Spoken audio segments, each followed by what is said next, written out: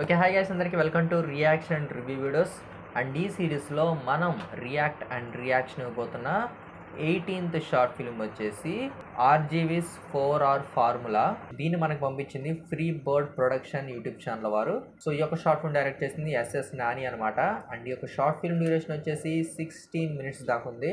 ఓకేనా, ఈ రియాక్షన్లో హైలైట్స్ ఉంటాయి కాబట్టి ఎవరైనా సరే మీకు ఈ యొక్క రివ్యూ అనేది పూర్తిగా డెప్త్లో అర్థం కావాలంటే ముందు ఆ యొక్క షార్ట్ ఫిల్మ్ని చూసి వచ్చిన తర్వాత రివ్యూ చూడండి.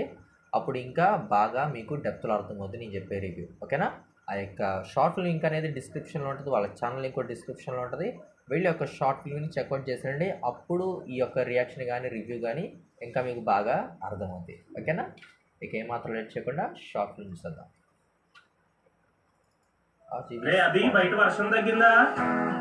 తుఫాన్ రా ఇప్పుడు అప్పుడేం తగ్గదు, కానీ నువ్వు రెడీ అవుతా మనం వెళ్ళాలి. వింటానికి చాలా వినసొంపుగా ఉంది కదా. ఒకసారి నా స్మార్ట్ ఫోన్ తో ట్రై చేశా, కనబడుతుంది వినబడుతుంది. ఇంకా ప్రొసీడ్ అయిపోయింది. మన చేతిలో మంచి కెమెరా ఉంటే ఓకే, అదే ఆ కెమెరా మొబైల్ ఇంక్లూడింగ్ ఫ్రెండ్స్ కూడా నేను ఈ షార్ట్ ఫిల్మ్ లో యాక్ట్ చేయండి అని ఇండైరెక్ట్ గా మనతో చెప్పడాకే ఆడు సాగర్ సంగమంలో కమల్ హాసన్ చేసిన దానికన్నా ఎక్కువ యాక్టింగ్ చేస్తాడు. అందుకే అనుకుంటా తరుణ్ భాస్కర్ అని అబ్బా కమల్ హాసన్ అనే డైలాగ్ రాశారు. అంటే అందరూ అలా ఉండరు, 100 మందిలో 2-3 సపోర్ట్ చేసే వాళ్ళు ఉంటారు. బట్ నా లక్ ఏంటంటే ఆ 2-3 నా ఫ్రెండ్స్ అవడం, వాళ్ళకి ఫిల్మ్ మేకింగ్ అంటే ఇష్టం ఉండడం. అందువల్ల నేను ఈ షార్ట్ ఫిల్మ్ ఎంత బాగా తీయగలిగాను. 70 గర్భాలు బాగా చెత్తలు బ్యాటిచ్చుకోండి. మన మామూలుగా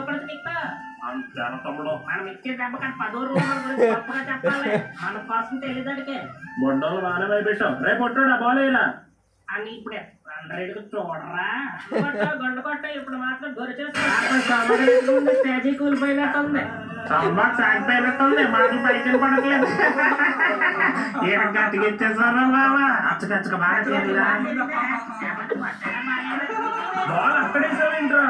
నేను పట్టాను కదా, నాకు అంతా నేను అక్కడ దాకా అయినాను. మీ నాన్నతో చెప్తాను ఆగరా. నేను చెప్తాను మా నాన్నతో. ఏం చెప్తావురా? నువ్వేం చెప్తావురా? నన్ను కొట్టారని చెప్తాను రా. నేను కొట్టామని చెప్తాంరా. అమ్మ చెప్తున్నాను ఆగిపోతారు మరి. అసలే నాకు ఏమర్థమైందంటే, సరేరా ఎన్ని వ్యూస్ వచ్చినాయిరా? ఫ్రెండ్రా అయితే ఏంట్రా, చెత్త వీడియోలు పెడితే కొత్త ఛానల్ కూడా వ్యూస్ అమ్మల్లో వస్తాయిరా. ఓ ఇంకోటి పెరిగింది పోగుట్టా. అంతేరా అబ్బాయి, ఇంత కష్టపడ్డాం 2 వ్యూసా? ఎంత చేసినా వేస్ట్ రా. చూస్తుంటే అర్థమవుతుంది కదా, ఇంత కష్టపడితే 2 వ్యూసా? అంతేరా, మనం చాలా షార్ట్ ఫిల్మ్ చేస్తుండాలి. ఎప్పుడైనా లక్ బాగుంటే పెరిగితాయి. లక్ నెక్స్ట్ షార్ట్ ఫిల్మ్ ఎప్పుడు ప్లాన్ చేద్దాం రా? ఎందుకురా 2-3 వ్యూస్ కోసమా? మనం ఇది లేసి బుర్రకదే బెటర్ కదరా, దాన్ని 100 మంది అయినా చూస్తారు. అలా డౌన్ అయిపోగా బాబు. మా ఊడేరా, నిజంగా చాలా బాగా వచ్చిందన్యా. ఓ అవునా, థ్యాంక్ యూ. సరే అండి, ఆడుకోవడం టైం అవుతుంది, వెళ్ళిపోతున్నాం.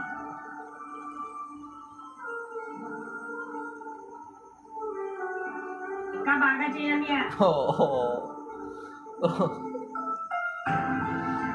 ఎక్కడ? ఇంటికాడ ఉన్నాం రా. సరే నెక్స్ట్ షార్ట్ ఫిల్మ్ ఎప్పుడు చేద్దాం? అదేంట్రా పొద్దున్నే కదా ఇంటికాడ ఉన్నాం. అరే అలా వాళ్ళంతా సోదింది కానీ ఎక్కడ అడుగు 2 అడిగేస్తే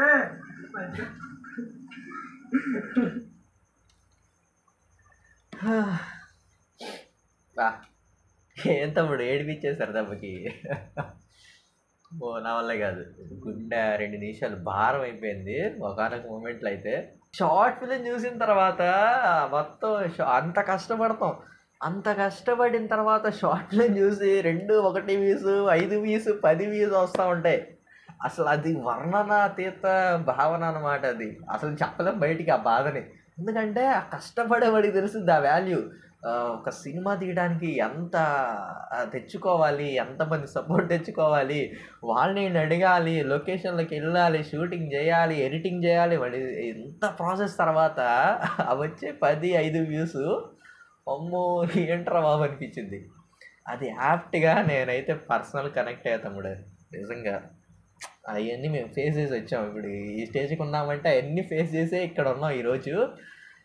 అసలు నిజంగా మా పాత రోజులు గుర్తు చేశాను.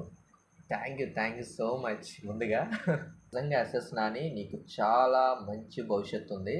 నువ్వు డెఫినెట్గా నువ్వు అనుకున్న కోర్స్ని చాలా త్వరగా రీచ్ అవుతావు. అది మాత్రం నేను రాసిస్తాను. ఎందుకంటే నీలో చాలా టాలెంట్ ఉంది తమ్ముడు. ఒక మనిషిలో ఉన్న అన్ని ఎమోషన్స్ని నువ్వు ఈ యొక్క ఫిల్మ్లో బయట పెట్టావు. ఈ యొక్క షార్ట్ ఫిల్మ్కి పలానా ఎక్స్పైరీ డేట్ అని లేదు. ఎప్పుడు చూసినా నాకు తెలిసి ఇది ఫ్రెష్ ఫీలింగ్ కలిగింది. ఎందుకంటే వాడి లైఫ్ని ఆడు చూసుకుంటూ ఉంటాడు ఇందులో.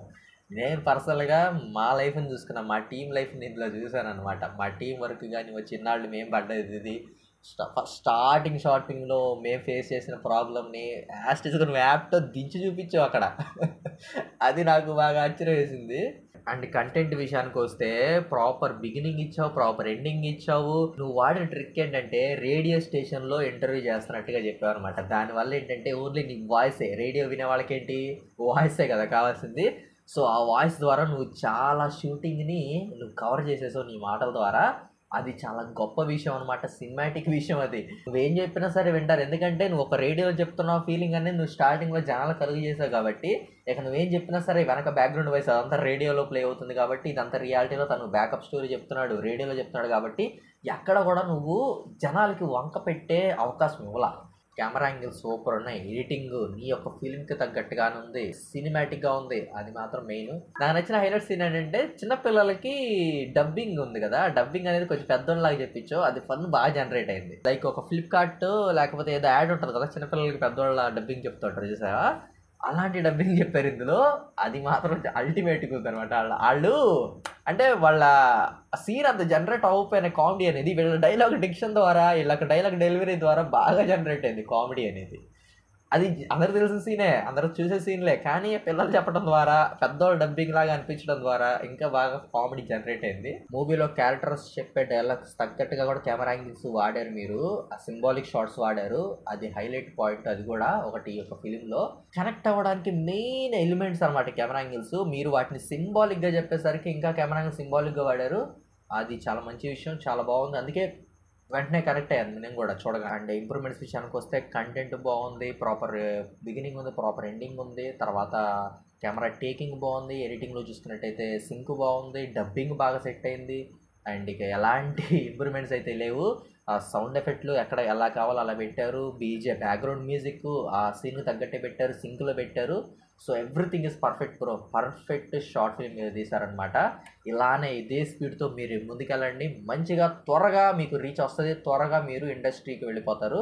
ఇది మాత్రం రాసిస్తాను గ్యారంటీ. మీరు వెళ్ళడం మాత్రం, ఎందుకంటే మీ యొక్క టీంలో కానీ మీ యొక్క టేకింగ్లో కానీ మీ యొక్క విజన్ కనపడుతుంది, మీ యొక్క ఇంట్రెస్ట్ కనపడుతుంది, మీ యొక్క పిచ్చి కనపడుతుంది. సినిమా అంటే ఎంత పిచ్చో అది డెఫినెట్గా మిమ్మల్ని ఇండస్ట్రీలో కూర్చోబెడుతుంది. ఈ యొక్క ఇంట్రెస్ట్, మీ యొక్క విజన్ అనేది డెఫినెట్గా మీరు త్వరగా ఇండస్ట్రీకి అయితే వెళ్ళిపోతారు. త్వరగా మీరు మీ యొక్క షార్ట్లో చెప్పినట్టుగా మిమ్మల్ని మేము రియల్గా కూడా డైరెక్టర్ పొజిషన్లో మేము చూడాలని, తొందరగా చూడాలని దేవుని కోరుకుంటున్నాను. ఓకే, సో మన వాళ్ళందరూ కూడా డెఫినెట్గా చూడండి, అందరూ కూడా కనెక్ట్ అయ్యే సబ్జెక్ట్ ఇది. ఈ యొక్క షార్ట్ ఫిల్మ్ డెఫినెట్గా రికమెండ్ చేస్తున్నా, వెళ్ళి చూసిరండి. ఓకేనా? So free bird productions YouTube channel guys.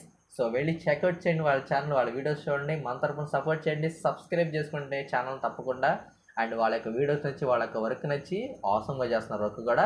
So వాళ్ళ వర్క్ నచ్చి మీరు వాళ్ళతో కొలాబరేట్ అవ్వాలని, కలిసి పని చేయాలనుకున్నా డెఫినెట్గా వెళ్ళి వాళ్ళని కాంటాక్ట్ అవ్వండి, కలిసి పని చేయండి, కలిసి ఎదగండి, మన మొబైల్ ఫిల్మ్ మేకింగ్ కమ్యూనిటీని డెవలప్ చేయండి.